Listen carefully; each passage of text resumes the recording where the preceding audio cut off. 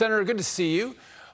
Listen, you have a bill that's going to stop taxpayer dollars from being used for buying chargers for EVs from China. Tell me about it. Well, Sean, good to be with you. Just think about this. This is the next chapter of Joe Biden's schizophrenic policies, which all seem to enrich China. I say schizophrenic. He wants us to go from 0 to 100 miles an hour in converting all of our cars to EV. But he won't let us mine the lithium and copper that we need to make those batteries. He won't let us be able to make affordable steel in this country that we need to make those cars with. So all these policies basically enrich China. Schizophrenic in the sense that he says when they develop policies, when we set laws to spend these trillions of dollars, it's supposed to be made in America. But guess what? His other policies keep us from making it in America and enrich China. Sean, sometimes I just throw my hands up and say, I don't know what this president is thinking. But Roger, doesn't it make sense to say, listen, we should put a pause on EV spending until we have a manufacturing base in the U.S. to have EV, whether it's batteries or solar panels or windmills, made in the U.S. as opposed to sending hard-earned tax dollars to China to build up their economy and their industry? Yeah, you're exactly right, Sean. So right now, when you say about EV-powered cars, they're really powered by coal and natural gas. And unfortunately, wind energy and solar energy have been a miserable failure. I got behind them. I had hoped for the last 25, 30 years they would be successful, but they're unaffordable and they're unreliable. And until we have our new modular nuclear reactors up and ready to go, we're treading water. So we need to, take 3 steps back, catch our breath, just like we would do in the private world, and say, wait a second, these policies are getting us nowhere. We are killing American energy, oil and gas. Let's convert every coal plant to a natural gas plant until we get these nuclear modular reactors up and running. But like I said, all of Biden's policies are schizophrenic. They're enriching China. Yeah, that's right. We're selling our future to China, or Joe Biden's selling our future to China when we have our own energy sources here, whether you said nuclear or natural gas, oil. Instead, we want to buy batteries from China. It doesn't make any sense. But we're speaking of China. You also have a bill that would stop the federal government and its agencies from funding research in China. So we're thinking Wuhan lab. We're probably thinking COVID. What does your bill do?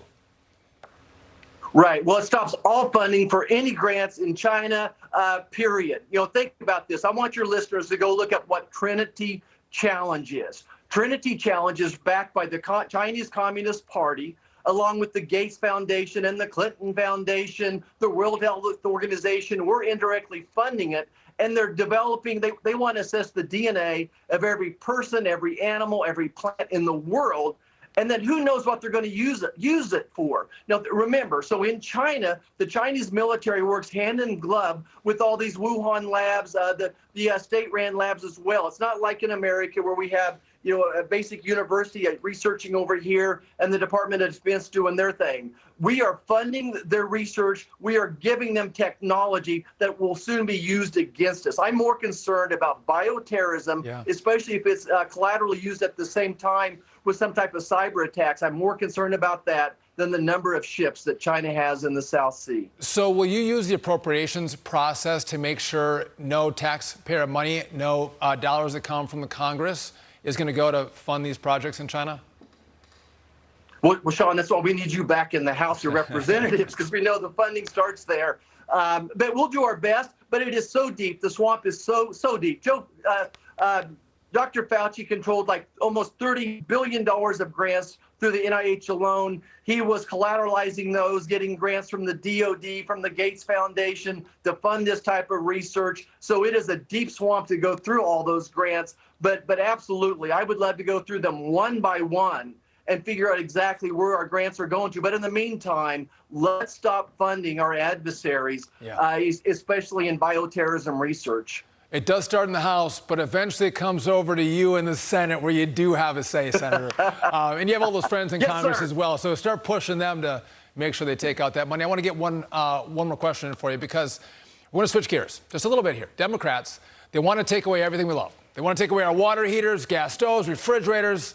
The list goes on and on. But even Biden's own party, Senator, they're against this war on appliances. A new poll shows 54% of Democrats and 48% of liberals would support a candidate who would revoke these crazy Joe Biden green regulations. So are you seeing Democrats in the Senate actually start to get a little nervous about all that Joe Biden is doing, his war on the everyday appliances that make our lives easier and, by the way, cheaper? Well, Sean, I'm not seeing much movement right there. They're more interested in just how much money they can spend. But the closer we get to that election, and just remind folks, elections do have consequences. One of our big focuses right now is getting out there and chasing ballots, getting set up so we can chase ballots, so we can play on an even battleground. There's lots of issues I hear them talk about, but just to be frank, I don't hear them talk much about anything unless it's really, really green. They don't care about the money too much. We'll see what happens. Well, Senator, I can only hope. I would hope that they would come back and push back against their president who has these crazy ideas that, again, when you have, I have 9 kids, Senator, washing machines, dishwashers, they make our lives a lot easier, and these guys want to take them away. These new rules, they don't work. Senator Roger Marshall, thanks for joining me. Have a great day. Yeah, clean natural gas. Sean, best to you and the family. You as well.